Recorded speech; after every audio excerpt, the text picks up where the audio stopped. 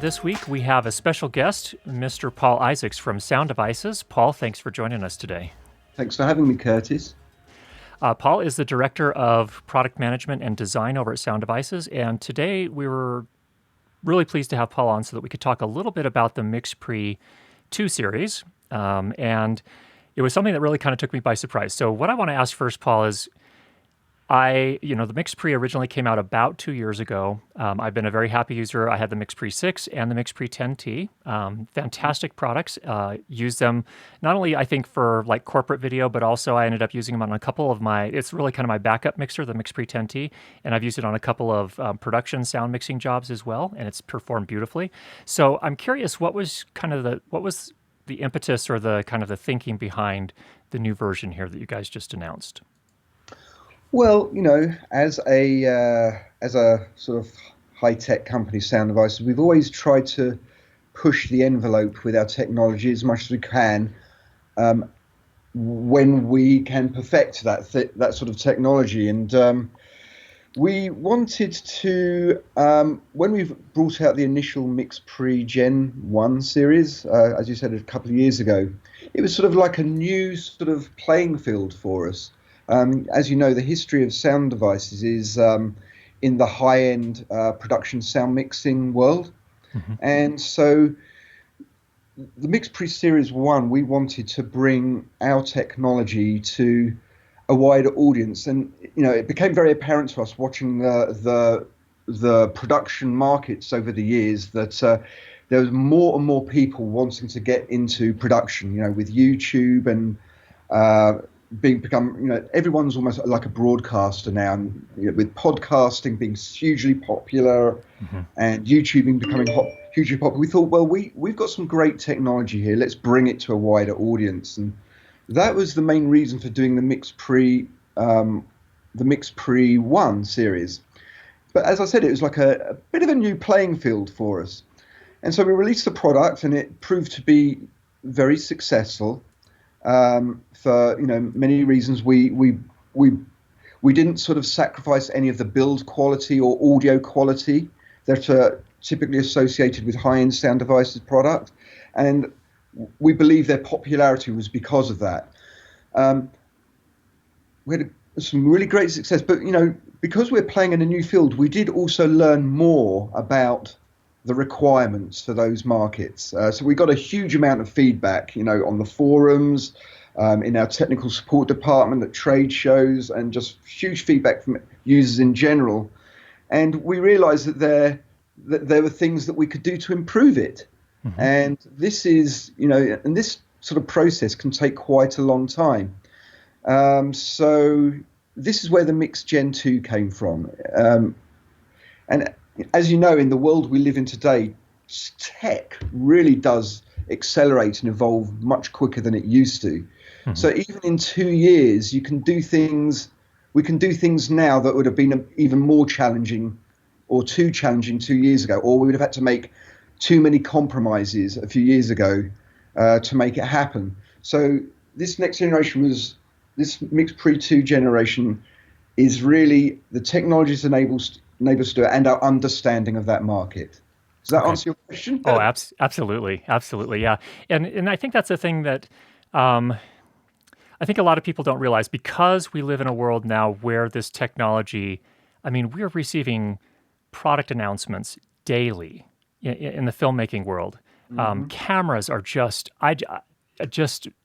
it's astonishing how quickly these new cameras are coming out. Yeah.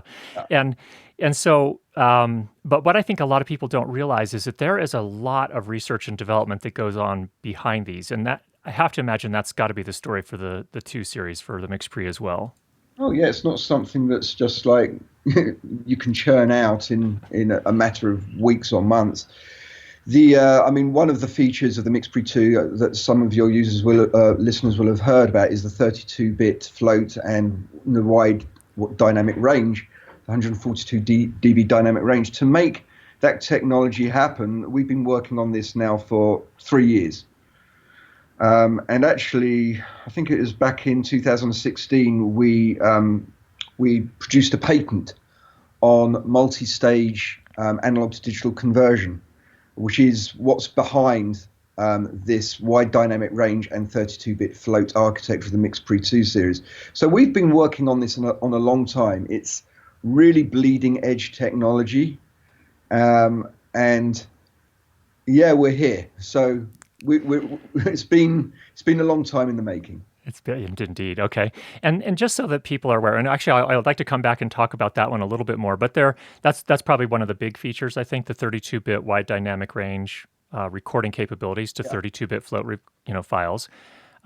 There's also now 192 kilohertz sample rate support across the entire product line. Before, I believe the Mixpre-3 topped out at 96 kilohertz. That's correct. The timecode generators, now you have a hardware temperature compensated crystal oscillator in all three of the units. Yes. The USB file copy, which allows you to, in near real time, in essence, make a backup copy of your recording to a USB thumb drive, which is really nice. You've made the very high quality analog limiters adjustable now, so some of those parameters you can adjust and kind of tune the sound a little bit. Yep. And then you've increased the pre-roll on especially the 3 and the 6 to 10 seconds. I believe those topped out at 5 seconds before. So some pretty substantial changes there. Are those hardware changes, or are those software changes, or a combination? They're hardware changes. All hardware changes. Okay. That obviously requires software to make them work. Yeah. Hardware just doesn't exist in its own right. But yeah, all of this has been made possible by an upgrade, an update on the actual hardware. Okay. So we have had a number of questions from users. An understandable question: can I upgrade my Mixpre-1? But no. It just wouldn't be feasible, and actually it'd end up costing more than a brand new Mixpre-2 to make that happen. So yeah.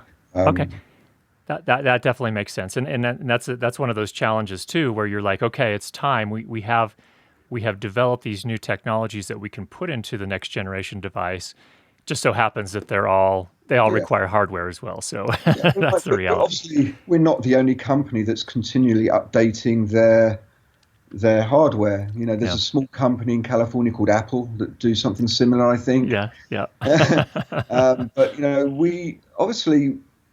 we're an engineering-driven company. We're all really into pushing the bounds of technology as far as we can, to the benefit of workflows and to our users. You know, I mean, that's what excites us. That's what drives us. And so we're never going to stop developing. If we release a product, we're not going to stop there. We're looking forward now. Even though we've released Mixpre-2, we're looking forward on other technologies in the future, and not so distant future as well. I can assure you there ain't a Mixpre-3 coming out, or Series 3 any day soon, so don't worry there. But that we are constantly striving to do things better, and we believe this Mixpre-2 generation really does offer some really key benefits to the end user. I mean, I think timecode generation across all three models is going to be received very well by videographers. Yes, the original 3 and 6 were great. You could strap something like an external timecode utility box on, like a Tentacle Sync or an Ambient or a timecode systems box, and that was great. But it had its drawbacks. You know, now that we have timecode generation, a very accurate timecode generation, you can, obviously, the recorder can be the master, but a really nice feature is now that it's jammable. So, for instance, on the original Mixpre-6, you'd have timecode is input via the aux-in connector. There's a 3.5mm connector, aux-in, and to bring timecode in, you'd have to basically use that connector. So that aux-in connector was shared between either audio or timecode, not both. So you on the Mixpre-6, for instance, you'd give up 2 of the 6 channels. But now with timecode generation built in, the ability to jam timecode, I can bring in an external timecode, jam the unit to that timecode, and then switch the auxiliary input back to audio. And then we have our 6 inputs, and the timecode will still be counting really accurately. It's very accurate timecode. There's no compromises there. Yeah. Does that make sense? Absolutely. Yeah. And that's a really nice step forward. I think that's one of those little things that's hard to put in a spec sheet, but that, now that you connect the dots, that makes a lot of sense. And that really opens up some possibilities for people. Yeah. So let's go back and talk a little bit about this 32-bit float recording and the wide dynamic range. So this is one that I think has sort of fascinated people that weren't familiar. This is, a concept that's new to a lot of people. And I'm curious, from your perspective, what are the kind of circumstances where you think this would be a really helpful type of mode to use? And yet there still may be other circumstances where our more traditional workflows with analog limiters and 24-bit recording might still make sense. I'm wondering if you could talk about that.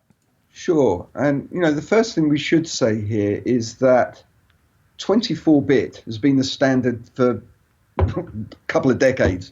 It is still the industry standard. And you can get the highest fidelity recordings possible with 24-bit. And when you've got sample rates for 48, 96, and 192K, there's no reason why you can't achieve world quality recordings. There are many of them out there already. There's millions of recordings out there done at 24-bit, and they sound astounding.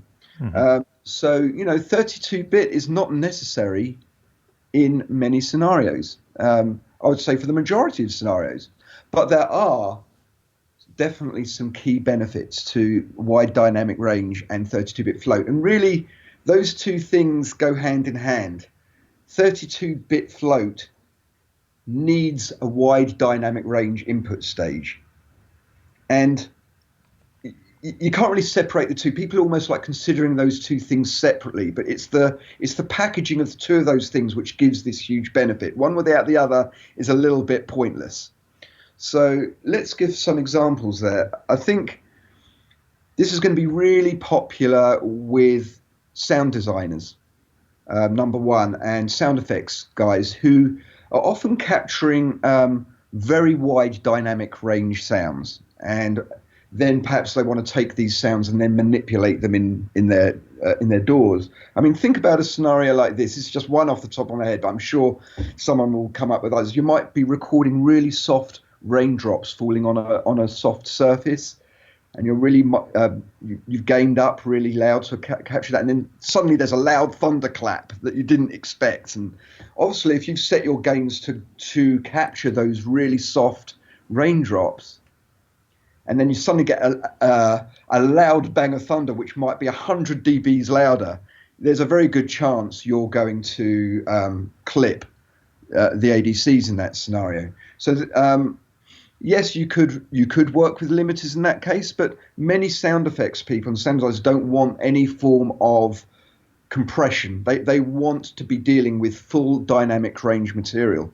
So the wide dynamic range preamp of the Mixpre-10 II is 142 dBs.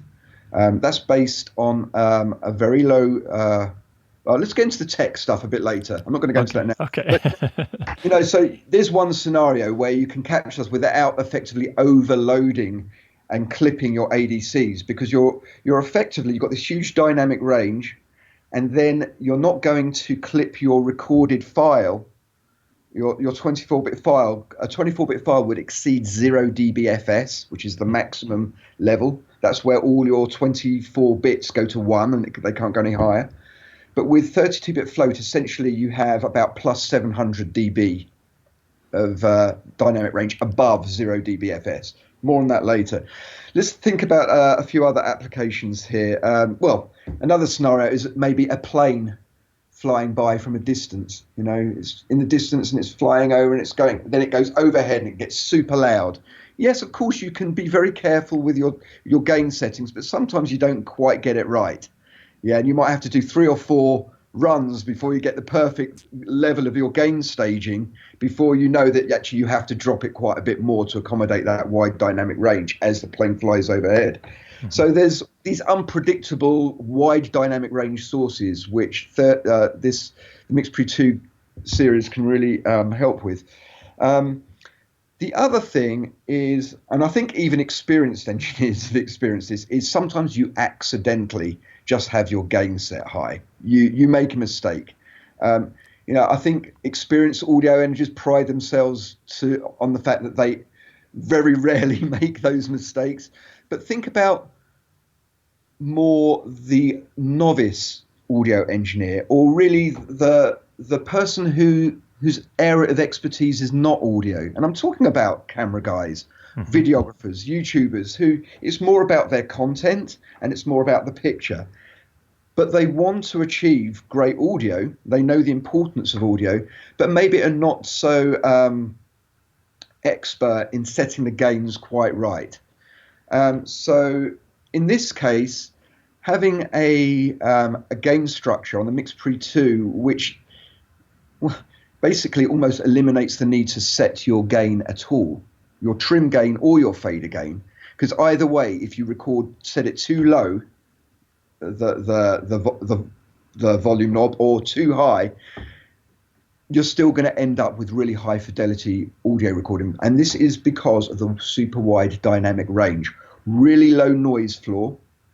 We're talking about minus 130 dBV EIN. That's equivalent input noise, which is a parameter that describes how noisy a mic preamp is. I mean, that's only 3 dB off what's allowed by the laws of nature. That's the noise that 150 ohm resistor produces, which is a typical output impedance of input impedance of a mic preamp. So that super low noise floor, if it's so low and you've recorded a signal really low level, if you have to, in your NLE or your computer, boost the level so that you can hear the signal better, yes, the noise is going to come up too along with that signal because you've boosted everything. But the noise was so low in the first place that it will still, in the majority of scenarios, be inaudible. And you can try this experiment with a Mixpre-10 II. You can peak to minus 50 dBFS and then boost by 50 dB, and you still won't hear any noise. The limiting factor is actually going to be the noise of your microphone. Yeah. So use a high quality microphone with really low noise and self noise, and you'll get some really great results. And then on the other end, we have the ability to take in a maximum microphone input level of plus 12 dBV. That is a huge microphone level. Let's put it this way: that would correspond, if you're using something like an SM58 dynamic mic, if you were to if you were to sort of like put the mic next to a rocket launching at NASA, it would generate an SPL dB level of around 160 dB, right? Yeah. Well, that equates to something, I can't remember the figures off the top of my head, but less than 4 volts RMS. 4 volts RMS is actually less than plus 12 dBV.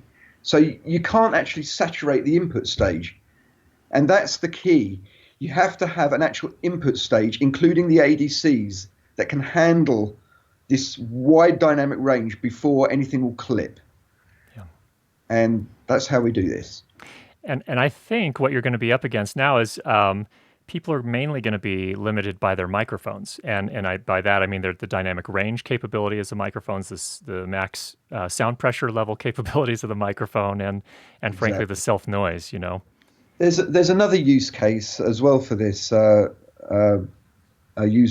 guy told me this morning, that they do these things called bagdrops. Are you familiar with that term? I haven't heard that term, no. Well, it might be what I'm thinking, but go ahead. Yeah, I think it speaks for itself. But, like these guys who, imagine a show like Carpool Karaoke, where they have to drop a sound recording rig actually in the car, and they have no real control of it because they're not there. It's just basically a recorder with a microphone in the back of the car, and they have no idea what the levels are going to be, whether they're going to be whispering, whether they're going to be screaming with laughter. They can't ride the gain. So in a scenario like that, just dumping a Mixpre-10 II is so small in the back of the car and just hit record button, it doesn't matter. You are going to end up with perfect, undistorted audio and low noise audio. So that's a really good use case. That is, and yeah, that's exactly what I thought it was. And in fact, I've done that before too, where just a Oh, project I was working on a few months ago, we had a car scene. It was a small car, so there was room for the DP, the director, and the actor. Period. And so they said, Curtis, rig it up. You got 20 minutes to rig it up, and we're on our way. And so and that was so that. You know, for a production mixer, that's a nail biter. Like you're sitting there, like, oh my gosh, I better get this right. But you know, of course, the 633 is no slouch itself, so we did just fine, and we were very happy with the results. But I, nevertheless, you know, I presume you obviously had your analog limiters on to compensate for any of those loud things, right? absolutely. And the Cool. thing is with And, even, you know, with the 633 even, you know, you can leave plenty of headroom and still, you know, sure. boost and post there too. So but in any That, case, definitely if the actor had yelled or screamed, I could have been in trouble at that point even with, you know, the limiters could, you know, limiters are great. They're great for catching the, you know, the occasional over modulation, but if somebody's yelling, you know, over several lines, they don't necessarily sound awesome, even the best limiters. no, I would agree with that. The key thing here is that limiters are great when they're just being used to capture the occasional sort of loud level which goes into them. But as you're saying, constantly driving them, you're sort of using them like compressors at that point, and they're not designed to be compressors. So this is again a great advantage of the 32-bit float is that you don't need to use those limiters. But that's not to say that analog limiters are not a good thing, and they are if you set them up so that they're not being overdriven way too hard all the time. Exactly. Yeah. So there's a question that comes up now that we start talking about this, you know, very wide dynamic range capabilities of your recorders. We have these massive sample rates. We can go up to 192 kilohertz. We have, you know, if we do want to drop down to 24-bit and use the limiters, we've got that workflow available to us now. But some people have said, and I'm just curious your perspective on this, production sound mixers are going to be without a job soon. What's your take on that? Oh my God. Well, my take on that is at the end of the day, any bit of kit, it doesn't matter what it is, it's just a tool. It's like the Mixpre-10 II is not mixing for you. It's not deciding for you where the mic should be placed. It's not deciding for you what choice of mics you should use. There still is a very creative and technical knowledge required to be an effective sound mixer. That's my take on it. Yeah, I mean, yeah, it's a bit like I'm a musician. I write a lot of music in my spare time, and the tools at a musician's disposal now are crazy. I mean, you have all these beat generators, you have all these like loop generators and chord sequence generators and all these things. And yes, you can pretty much just hit a button and they all drop into place, and you've got something which is, I guess, music. It's how you define music. But more often than not, that is emotionless, flat. It doesn't.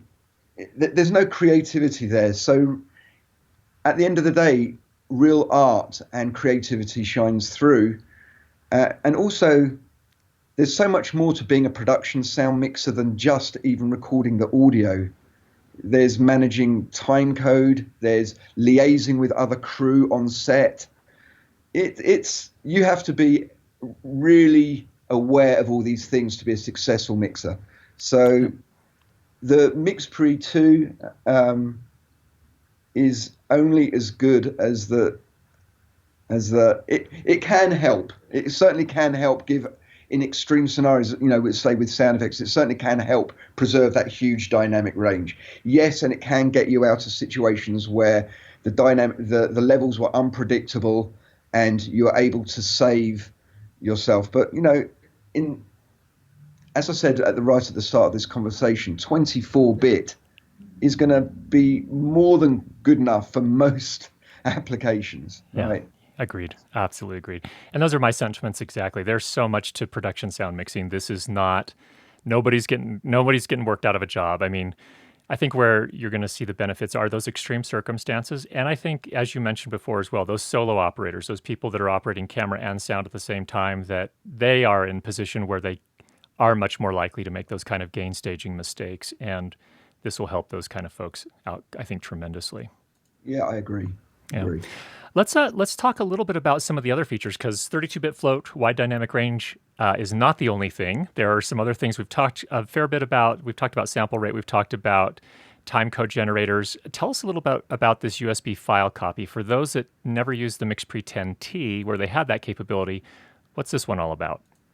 So basically what it is, it's a way to end up with a backup recording at the end of a day's shoot. You know, your main primary media is your SD card. And what happens is at the end of every time you hit stop at the end of a take, it effectively automatically copies that file to a USB thumb drive, which connects via the USB-A socket. And it does this pretty much automatically all in the background. It doesn't prevent you from going into record even while it's still copying the previous take's recording.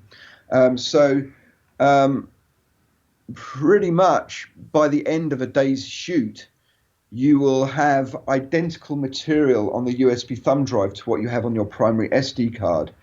The one minor drawback is that at the end of the last take, you might have a couple of minutes where it's still copying that last file. It depends how long your takes are, obviously. But typically if it's just a 5-10 minute take, it might only take, it depends how many tracks as well. But that last take will still need to be copied. And typically in most videography and YouTube and interview situations, that might only be a couple of minutes. But if it's a super long recording, yes, it could take half an hour, it could take an hour. Yeah. So you have to think about these things. It's not like the simultaneous recording that we offer on the 6 series or the older 7 series, or even now the new Scorpio, where we can record to 3 drives simultaneously. So there is no wait time at the end there. But it's still a very nice feature that allows you to end up with a backup. And that obviously USB thumb drive just can be handed off to a client. They can plug it into USB in a computer and it's all there. Yeah. In fact, I did that on just a shoot about 4 weeks ago. I handed at the end, I handed the producer a thumb drive, and he kind of looked at me weird, like, where is this from? Did you already download this to your computer? I mean, how did you get this? So it was a really nice feature to be able to just kind of hand that over, and made it super simple for them. There's a couple others too. There's plus 18 dBu output on the Mixpre-10 II. Tell us a little bit about that. Where is that useful? Well, some cameras need a higher level to get decent signal level on their input meters. So we did find that the Mixpre-10 II, there were some cases where users wanted to have hotter signal into their camera. Now we did provide a software update on the 10 II, which added a bit of 20 dBs, I believe, of digital gain on the analog outputs, which were specified at a nominal plus 6 dBu, if I remember the figures off the top of my head. So that would allow levels to come up, but really the better way of doing it is to actually make the analog hardware itself able to deliver that. You end up with better performance. So we upped the nominal output level to plus 18 dBu on the 10 II. Okay, cool. And then the adjustable limiter options. So this is an interesting one. So in those scenarios where you will still be recording 24-bit and you will be using the limiters potentially to catch those just every once in a while kind of overmodulations, tell us a little bit about what those options look like and what they'll help you achieve. Sure. So just to let you know, limiters are not available in the 32-bit float mode. Sort of like defeat the purpose a little bit there. So limiters, as you say, are in the 24-bit and 16-bit modes. And what we've done with this is in the Mixpre Generation 1, we basically fix the threshold level, we fix the attack, we fix the release, and we fix the ratio. And we sort of like optimize that primarily for dialogue type applications. But we soon discovered that these products were being used in a whole range of different applications, and people wanted to optimize the limiter settings. So we put in hardware in place to make that possible, such that a user could tweak the settings themselves. So the user now has access to threshold level, which they can adjust from -2 dBFS to -12 dBFS. The threshold level is the level at which, when a sound level exceeds that level, that's when the limiting will start. So the higher you set that, the less likely it's going to be activated, And then we have adjustable ratio, and you've got infinity to 1, 20 to 1, and 10 to 1. Infinity to 1, effectively, when that sound exceeds the threshold level, it's effectively going to totally flatten out any gain increases beyond that point. So it's like a flat horizontal line. So any increase in input level at that point is not going to make the recording level go any higher than that at all. It's a very hard form of limiting. It's like a hard limiter. 20 to 1, then you have at the opposite end of the extreme 10 to 1, which is, for every increase of like a volt in level, you're going to get a tenth of a volt increase. Am I thinking about this right? Yeah, a tenth of a volt increase in the output stage. So that's a much more soft limiting and can sound a bit softer on the ears, and then you've got a middle ground between 10 to 1 and infinity to 1, which is 20 to 1. Okay. So the user can experiment with these to find out what sounds best to their ears. I mean, it's going to be fairly subtle, but these little nuanced changes can make a difference. The final setting that you can change with the limit is release time. And in the Mixpre-1, I believe that was set to around 500 milliseconds. For some, that was too long. And the release time is at which point the limiter recovers, or basically recovers, and it's no longer when you get a loud signal and it triggers the limiter will compress the audio. And if there's no further loud signals, that level will effectively come back up to normal level. And the time it takes to come from that limited level to the normal level again is your release time. So for dialogue, often several hundred milliseconds is the best sort of release time. But for music and maybe certain sound effects, you might want much shorter release times. So we've given an adjustable range going from 50 milliseconds all the way up to 1,000 milliseconds, and you can muck around with that to get your desired effect. Very good.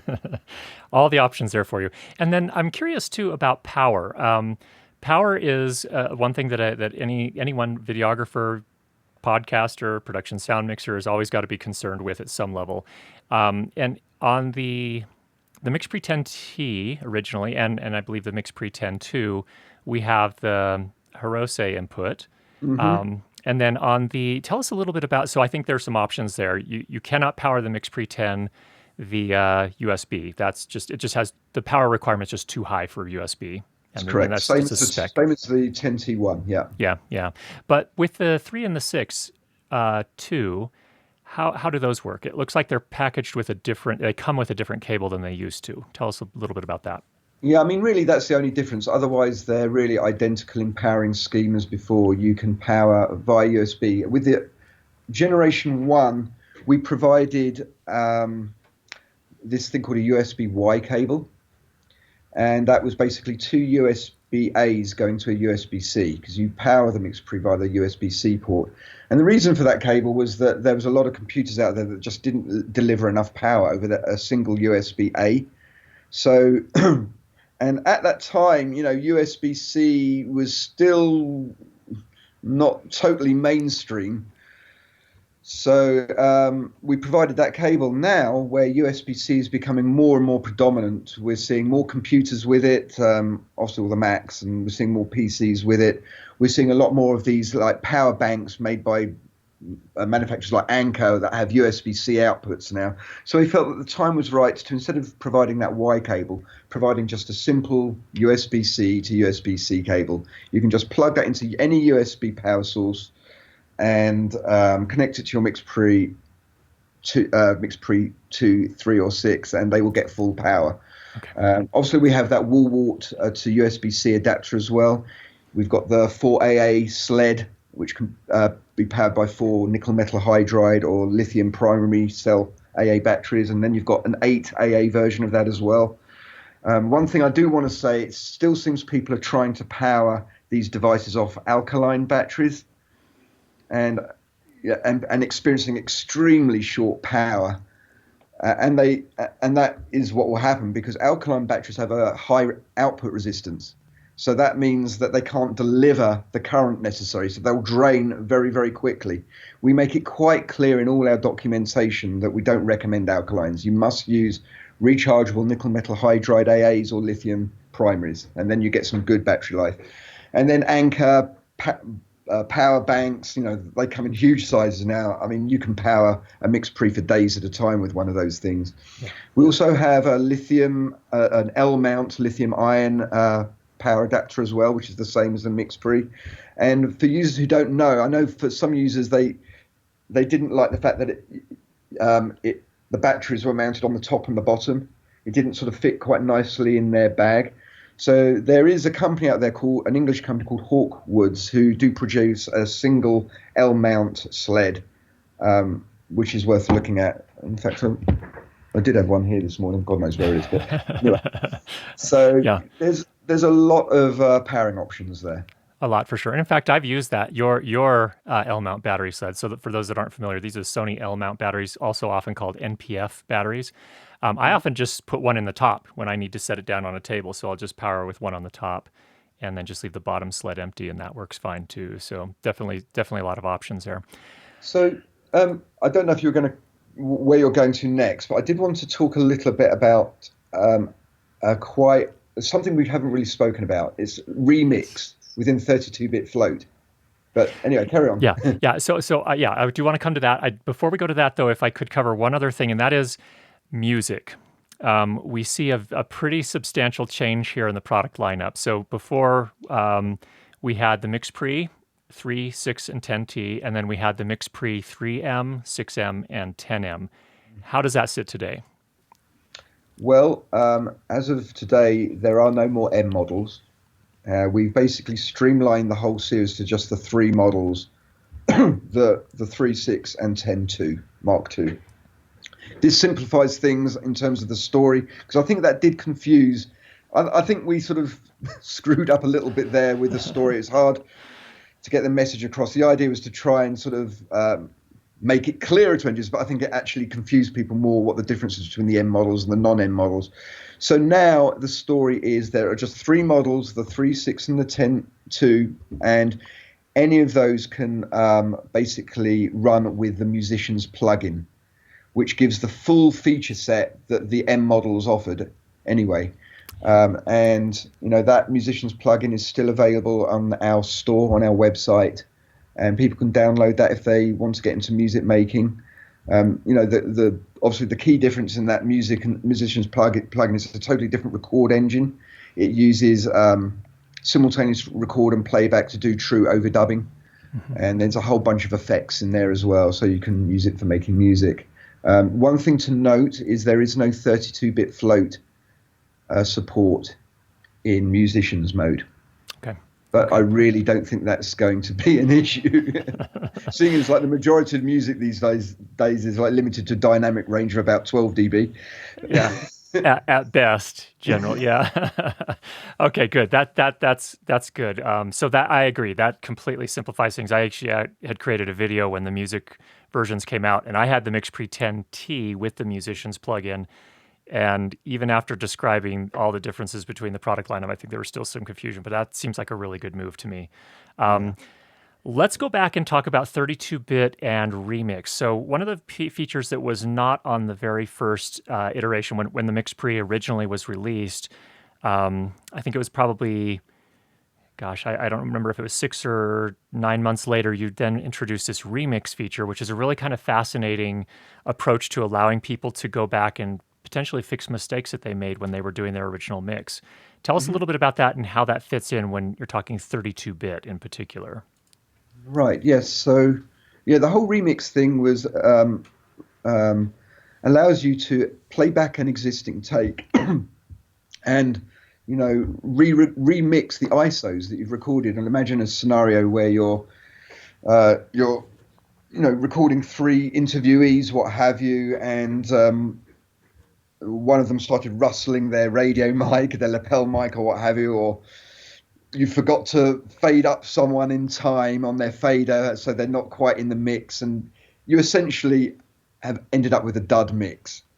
But your interviewees don't particularly want to redo that question. Or can't, yeah. Or can. So the remix gives you the opportunity to play back that take and use the faders that you use during recording to set a balance to remix. So even if you'd forgot to fade up an interviewee at all, so they were totally silent in the first mix you did, you could just bring their fader up and it would be there. As long as their ISOs were recorded, it's there. If someone was rustling on the lapel mic, you can fade them out a little bit. And so it's a really useful tool for those situations where you can't go back and get another take and you have to somehow make what you've got work. And so it's a pretty unique feature on a product of this nature. I don't know that any other portable device that does this. Do you? No, I don't. Okay. I don't. No. So where does this fit in with 32-bit? Well, here's the really cool thing. We've spoken about one of the advantages of, the big advantage of 32-bit float is its huge dynamic range, and that you can basically totally go over 0 dBFS. You can totally clip your meters so they're going flat out red. It might scare you a little bit when you see that and you go, oh my God. But you can overdrive by hundreds of dB above 0 dBFS. What happens when you take that file into a DAW or a computer? Well, if it was a 24-bit file and you bring that file into your timeline on your computer, you'll see the waveform totally flat-topped because it's reached saturation point, 0 dBFS clipping. And it will effectively sound horrible. It will sound totally distorted because you've effectively run out of bits to encode that audio. With 32-bit float, that's not the case at all. You can bring in that file and it will be this huge file that will exceed the vertical space that a track gives you in your DAW. But you can go in there and just reduce your gain, and then you'll see the waveform slowly lose its flat top nature, and you'll see all the peaks and troughs of the original waveform. I mean, you can go onto our website to see some of the samples of this working. I really highly recommend it because it sounds like magic, but it's not, and the audio is perfectly intact. So that's sort of like the typical workflow. But what if you need to deliver a recording and you don't have a computer available to pull down that gain? You don't have time to go back home and pull down your gains in a DAW. Well, Remix allows you to effectively do the same. I can take that 32-bit float file, which has been super overloaded, and play it back and just drop my gains. And it will bring it back into you'll start to see the peaks and troughs again. And then you can re-record that file such that it's no longer clipping. And then you can deliver that file to whomever. Excellent. So a question with that, when you basically re-record, can you re-record in 24-bit? So for example, if you're going to be delivering to someone who, say, for example, is going to be using Pro Tools, which I believe only handles up to 24-bit. I'm not positive on that. No, it's not true. Oh, it does. Okay. We have, and I think we're putting it on our website very shortly, if not now. We've actually done a list of all the nonlinear editor and DAW compatibility with 32-bit float, and Pro Tools does have 32-bit float. It does. Okay. As do most, actually. Okay. But there are a few that don't.